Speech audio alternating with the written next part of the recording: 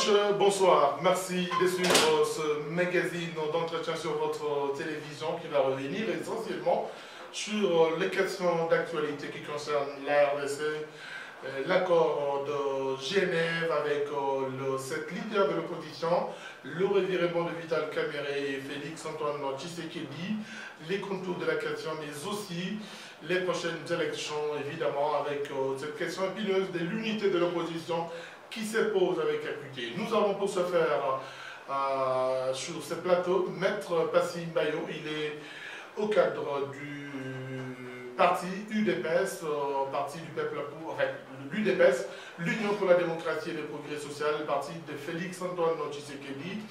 Il est justement au cadre au niveau de la fédération de Lubumbashi. Avec lui, nous avons étayé, mieux décrypté toutes ces questions. Maître Passy Mbayo, bienvenue. Bonsoir. Alors, avec vous, on commence déjà ce décryptage d'entrée des jeux. Mais Passy Mbayo, comment vous expliquez d'abord la convocation de ce conclave, mieux la tenue de ces assises de Genève en tant qu'acteur politique? Bien. D'emblée, je vous dis merci. Mais je voudrais préciser un élément en vous disant que l'organisation de ce conclave ne pose pas problème, en ce sens que ce conclave a été précédé par le protocole de Johannesburg. C'est donc le protocole de Johannesburg qui a préannoncé, s'il faut le dire ainsi, le conclave de Genève. Il faut préciser un élément.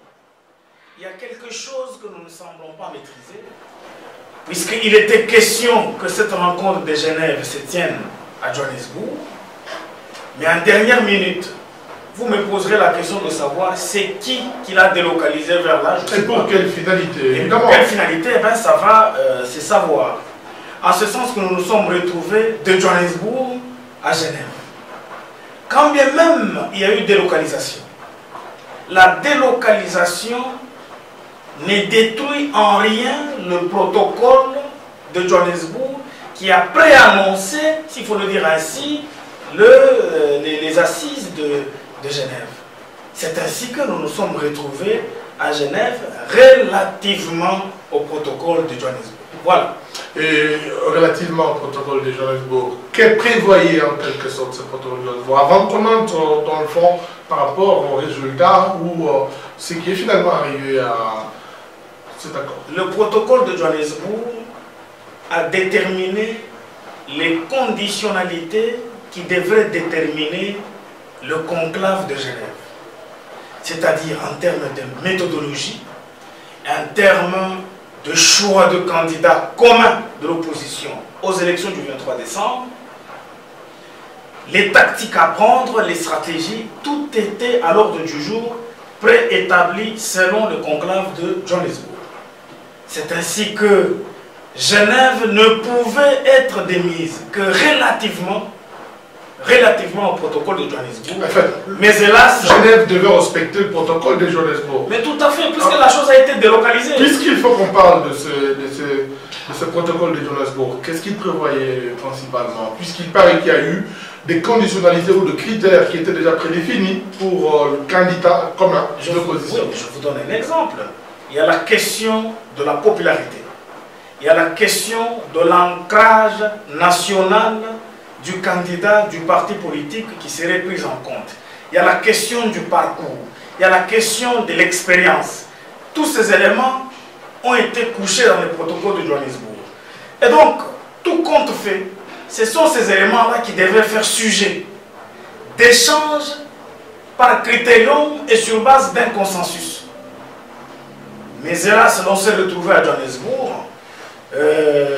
Jean-Pierre Bemba est pratiquement le serpent de la piste dans cette affaire, en ce sens qu'il a essayé de préétablir, il a essayé d'embobiner les autres compatriotes comme Matungulu, comme Muzito, comme Fayoulou dans ses jupons. Vous citez principalement Jean-Pierre Bemba.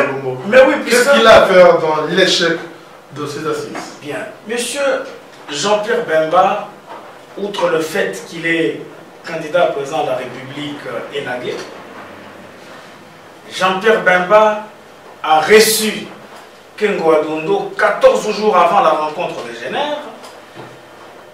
Non seulement Kengo Adondo, mais il était accompagné des gens comme les Lisanga Bonganga et autres. C'est là que la cabale est partie. Puisque comment est-ce possible que nous arrivons devant Landos? Landos est venu avec un document de procédure qui était le protocole de Johannesburg, mais il se retrouve devant quelqu'un qui postule le système de vote. Et quand il parlait du système de vote, déjà le président Félix était minorisé. Et la majorité de ceux qui étaient là-bas, ils ont opté pour le système de vote. C'est la raison pour laquelle lui-même s'était étonné. Il dit, bon, peut-être que c'est de manière, par la petite élection, peut-être par la voie, par la main levée, que nos amis peuvent y aller. Mais hélas, tout était cabale. Alors, pourquoi a-t-il accepté de signer si le décor était déjà mal planté par rapport au système de vote que Vital Kamerhe d'ailleurs a dénoncé? Il a dénoncé le système, le mode de désignation par le vote. Mais pourquoi avoir accepté d'abord de signer et puis se rétracter plus tard? Mais je voudrais d'abord dire à ceux qui nous suivent que la question de la signature ne peut pas arracher les cheveux aux gens. Non, mais la signature, c'est aussi une question de personnalité. Tout à fait, vous en faites. 24 heures. Comment expliquer ce vraiment spectaculaire? Je vous en explique. Qui vous a dit que c'est lui qui retire sa signature perd sa personnalité? C'est un mensonge pour ceux qui se racontent dans le camp de nos amis de l'opposition qui ensemble, ou MLC, Matongulu, Pipi et tout ça. Mais vous allez aussi ensemble, que vient faire ensemble dans votre mais je vais vous dire, je vais y arriver, je vais vous dire là où nous avons beaucoup de reproches à Moïse Katumbi, que nous avons transporté comme un poussin dans une couveuse, dans les moments les plus difficiles de sa vie. Et qu'il arrive à Genève, qu'il essaie de naviguer à contre-courant en notre défaveur, nous avons pris acte. Je vais vous expliquer.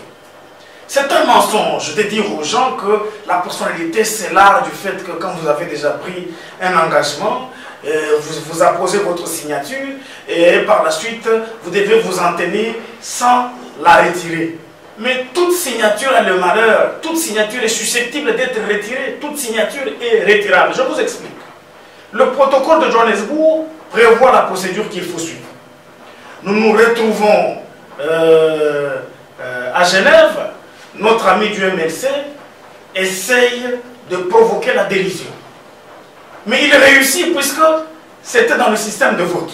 Il a réussi parce que les autres n'ont pas accepté. Nous étions minoritaires. Pour le vote de la méthodologie à suivre, nous n'avons que 3 voix. Et en cela, Félix était minorisé. J'arrive. Et lui était dans la majorité de 4. Et une majorité simple. Voilà que nous démarrons les assises. Dans ces assises-là, les arrangements particuliers, des questions liées au partage de pouvoir, ainsi de suite, ne devraient pas être traités dans la réunion de 7 leaders. Il fallait qu'il y ait une commission à côté. Et cette commission a commencé à traiter. Je vous informe que le document qui avait été présenté au président Félix, par exemple, je cite aussi Vital Kamerhe, ce n'est pas le document qui avait été publié par la suite. Déjà, il y a eu dol dans le chef de nos amis de l'opposition. Un deuxième élément. Non, le document publié, ce n'est pas par Bemba ou par Katumbi, c'est plutôt par la fondation que Fianan qui a publié justement ces documents où votre leader principalement s'est engagé à respecter le contenu de cet accord, sinon il mettrait fin à sa carrière politique. Où est-ce que vous avez vu tout ça? C'est de la foutaise. Non, mais c'est de la signature de... Mais je vous informe que lui-même, Alain Dos, a claqué la porte l'avant-dernier jour. Et il est revenu, justement. Vous savez pourquoi? Il avait participé à la cérémonie de clôture. Il faut me poser la question, pourquoi il a claqué la porte? Alors, il a claqué la porte puisque Bemba et compagnie ont tourné en dérision la rencontre. Il a claqué la porte puisqu'il a constaté que le protocole précédent n'a pas été respecté. Je vous dis un autre élément. Nous avons évidemment apposé notre signature. Je vous dis quel a été le discours du président Félix. Il dit, il y a eu beaucoup de jeux là-dedans. J'ai fourni beaucoup d'efforts pour faire comprendre les amis par rapport à des tactiques, à des cheminements, des choses qu'il fallait suivre. Mais hélas, j'étais minorisé. Je suis démocrate, je m'incline. Et il dit avoir vécu à quelque chose. Oui, mais tout à fait, tout à fait. Et puis par la suite, il dit, je sais que j'aurai du pain sur la planche, puisque ma base ne va jamais l'accepter. Évidemment, nous, la base, nous ne l'avons pas acceptée. La base devait suivre la ligne. Non, mais c'est le contraire. Nous ne sommes pas dans un... Je vais vous expliquer. C'est ça. À l'UDPS, nous n'avons pas une autorité morale. À l'UDPS, nous avons un président du parti. L'UDPS est chapeauté par 4 textes juridiques. Le premier, ce sont les statuts. Le deuxième, c'est le règlement de l'intérieur. Le troisième, c'est le code de bonne conduite. Et le quatrième, c'est la décision 081 du Sphinx paix à son âme. En vertu de l'article 17 des statuts de l'UDPS, lorsque les résolutions ont été prises par le Congrès, le président du parti se trouve dans l'obligation de les exécuter.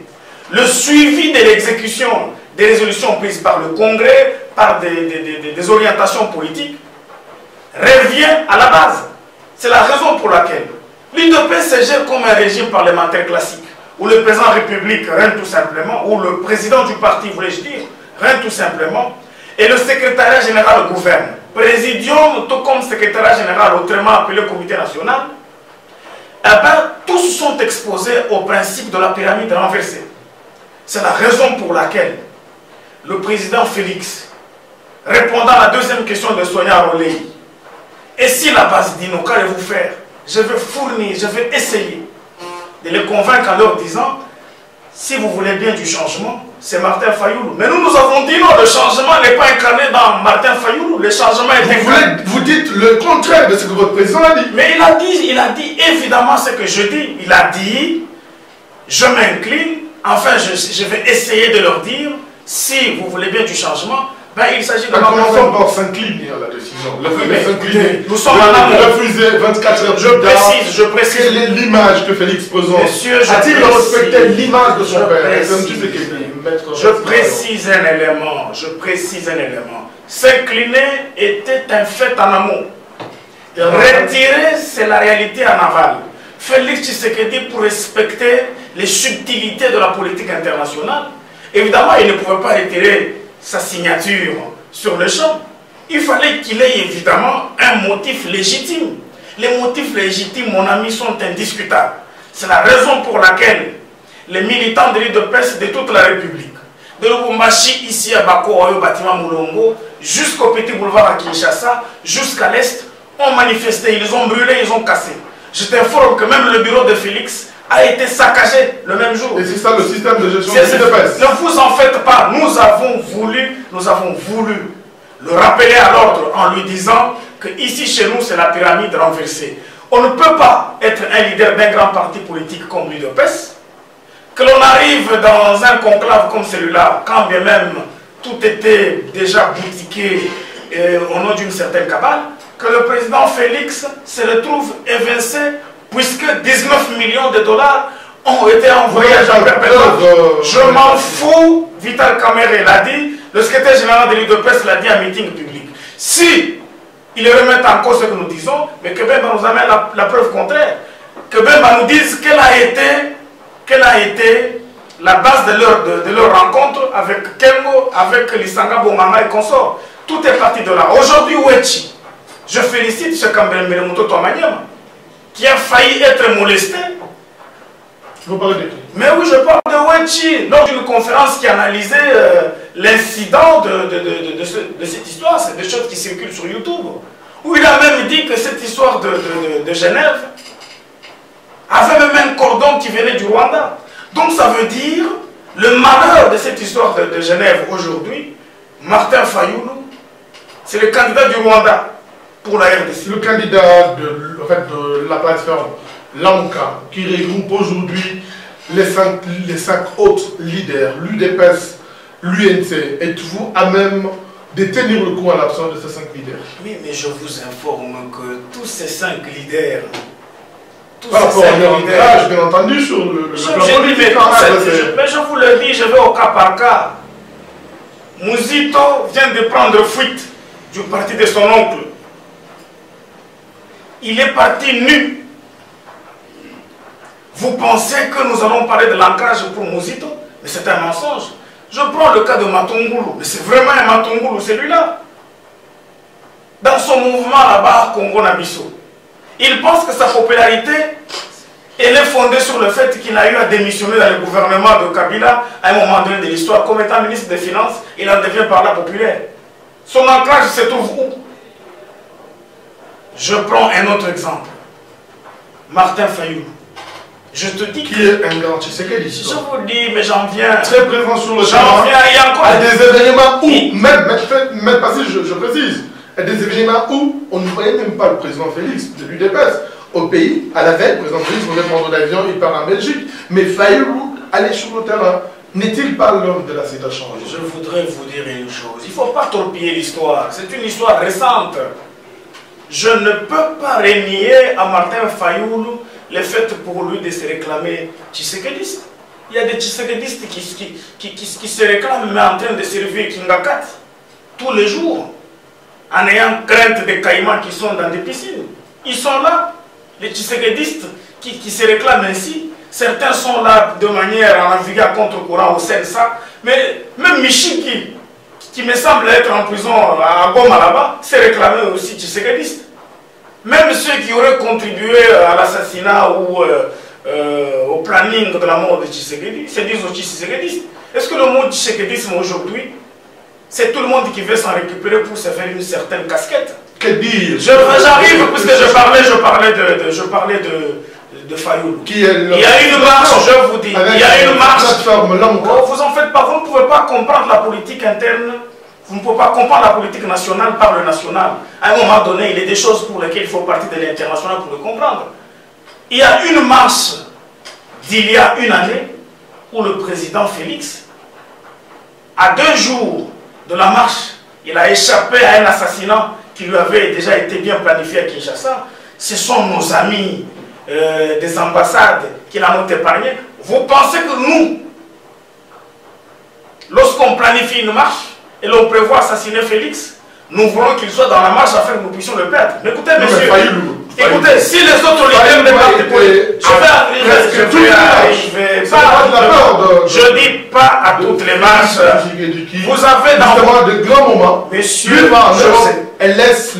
José Félix est parti une seule fois en Europe, 2 jours avant la marche. Ça, c'est la première des choses. Et je t'informe que ce sont des types de l'ambassade américaine qui sont venus le prendre par Kenya Airways et il s'est retrouvé cette fois-là à l'étranger. Je n'ai rien à vous apprendre, ce sont des choses qui s'est fait. Fayulu, revenons. Je vais revenir à Fayulu. Avec la plateforme.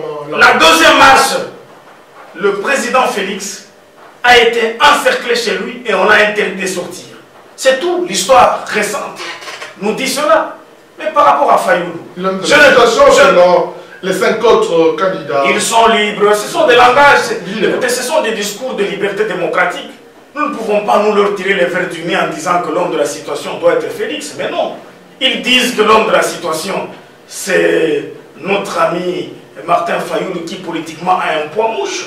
J'ai beaucoup de respect pour Madidi. La dernière fois que j'ai échangé avec lui, c'était à l'hôtel Rift Congo. Je lui ai même dit des bonnes choses. Le seul mot qui est sorti de sa bouche en disant que Dieu vous bénisse. Mais dommage. Dommage, je vous dirai pourquoi je regrette qu'il ait utilisé le nom de Dieu.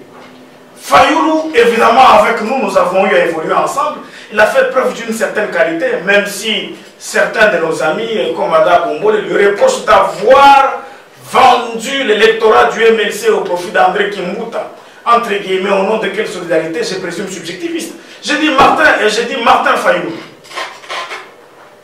Viens dire à Félix, parce que le dernier jour, le président Félix a refusé d'entrer dans la salle du conclave. Il lui dit, mon frère, nous les 3 leaders du Kwilu, Matungulu, Muzito et moi, nous sommes pour toi. Viens, on entre dans la réunion, on te donne le flambeau, on entre au pays, beaucoup de choses nous attendent. Mais Félix a cru à Martin Fayulu en tant que Tshisekedi, comme vous le dites. Deuxième des choses, il a cru à Martin Fayulu en tant que son frère de l'église Philadelphie. Je présume qu'il faut croire aussi à Fayulu, puisque lors d'une marche célèbre à Kinshasa, il avait reçu une balle de lacrymogène, il avait une tête gonflée, il en devenait macrocéphale. Et en cela, il croit en Fayulu. Mais dommage, Fayoulou avait déjà été embobiné dans le jupon de Jean-Pierre Bemba qui a voulu se comporter comme le faucon de nos amis qui sont là-bas. C'est la raison pour laquelle, pour nous, dès lors qu'il y a eu violation des protocoles de Johannesburg, dès lors que par Fayoulou lui-même, jusqu'ici même à la question lui posée sur Twitter, il n'a pas su apporter une réponse, il y a des éléments fondamentaux que je vais vous dire. Nous nous sommes rendus compte qu'il y a eu dol. Kamer ajoute un autre élément. J'ai été ligué contre Félix. Mousito me récupère avec Matongoul. Fais attention avec Félix, Katumbi et Bemba, ils ont un plan contre toi. Félix veut descendre la passerelle. Rapidement, c'est Fayoulou. Et Matongoul qui l'approche de nouveau pour lui dire fais attention avec Kamer, Katumbi et Bemba, ils ont un plan contre lui. Mais il y a dol, il n'y a pas d'intention. Non, on va se faire le temps. On ne peut pas signer sur dans ces conditions. Comment voyez-vous l'avenir de l'opposition ou de son unité, pratiquement? Écoutez, l'avenir de l'opposition doit être tranquille. Dès lors que ce que nous avons appelé hier la fille aînée de l'opposition garde la constance, et Matungoulou d'ajouter lors du meeting dernier populaire en disant que Ebele Balobara de paix César fille aînée à opposition, Yelon Andimi a solo de paix César maman il y a opposition. Quand la mère a repris ses états, quand la mère est assise, mais les enfants doivent jouer dans la basse-cour comme ils veulent, c'est la raison pour laquelle je dis, lorsque l'UDPS est dans l'opposition, mais vous devez dire que l'opposition doit se sentir à l'aise. Alors, je voudrais dire un élément par rapport au protocole de Genève, mais lisez-le de fond en comble. D'où vient que dans le protocole de Genève, on y a mis le recours à l'accord global et inclusif de Sun City. Mais un accord qui est mort il y a de cela 15 ans ou 16 ans. Je me demande, mais pourquoi on a mis ça là-dedans? Lisez le dernier alinéa de ce protocole-là. On dit que le mouvement Lamouka vient de donner naissance à un candidat commun qui n'a que comme mission principale de se battre contre la machine à voter, le fichier électoral ainsi de suite. Mais ça veut dire quoi? Ça veut dire que Fayoulou lui-même qui a dit tout haut, qui n'est qu'un simple porte-parole, n'est pas a fortiori un candidat commun à titre électoral, mais c'est un candidat à titre de protestation contre la machine à voter consort. Et dans tout ça, c'est quoi? Dans cet embobinement, dans ce tuyautement de Fayoulou et leur faucon désormais, l'objectif, c'est de boycotter et donner carte blanche à la Kabylie pour qu'il y ait une nouvelle transition où Jean-Pierre Bemba serait Premier ministre et par la suite, le peuple va continuer à souffrir. Et pourtant, selon l'accord de la Saint-Sylvestre, au 23 décembre, tout s'arrête. Il n'y aura plus de source de légalité conventionnelle de pouvoir. Je me demande si on boycotte ces élections, regarde l'état des besoins.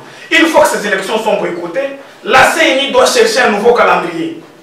Or, le calendrier en matière électorale est une loi. Où est-ce qu'on trouverait un autre parlement pour élaborer la loi? La clause de report est à mettre de côté parce qu'aujourd'hui, le travail qui est fait par la CENI est quand même appréciable avec... je ne suis pas en train de parler... électoral qui doit être lancé je ne parle pas. Quelques jours. Tout à fait. Je ne parle pas de la CENI en tant que telle. Je parle de l'eau que nos 5 amis veulent apporter à la Kabylie en se mettant sur le chemin du boycott. Et cette fois-là, ils vont... Nous n'avons plus de temps. Quelle est votre conclusion au regard? La conclusion est celle-ci. Toutes ces divergences, rapidement. L'UDPS, outre les sondages qui sont venus des Occidentaux eux-mêmes, outre les déclarations, je félicite à l'occasion Mukwege qui a compris que le candidat de Genève, c'est le candidat de Kigali. Et je voudrais féliciter Wechi puisqu'il va recevoir ces éléments sur YouTube.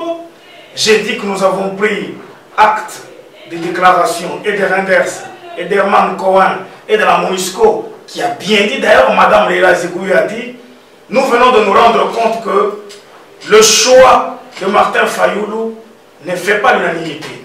Je remercie la CENCO qui s'est rendu compte que le choix de Martin Fayoulou nous semble être crédible, comme pour dire Fayoulou s'est enrobé dans les choses.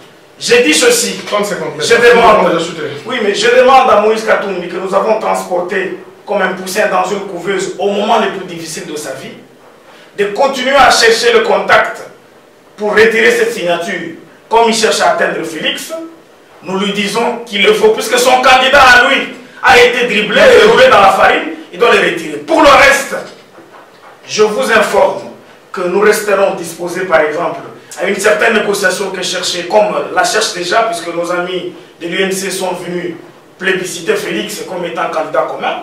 Bon, comme le président arriverait prochainement, je pense que si jamais il y a des possibilités, nous en parlerons. Mais par rapport à l'arrivée du président Félix, vous allez voir ce candidat qui a essuyé toutes les insultes. Pour avoir retiré une signature à la fois. Le retrait de la signature signifie le désengagement. Merci. Et cet accord est mort, ça ne nous engage plus. La MOUCA pour nous n'existe plus. Merci. Bonne chance aux autres. Je vous remercie d'entretien sans faire. Merci de l'avoir suivi. Le décryptage, nous l'avons fait avec M. Fassim Bayo. Il est cadre de l'UDPS, Fédération de Lubumbashi, le parti d'Antoine Félix Tshisekedi. On se retrouve la prochaine fois avec le même réel plaisir de vous servir. Au revoir.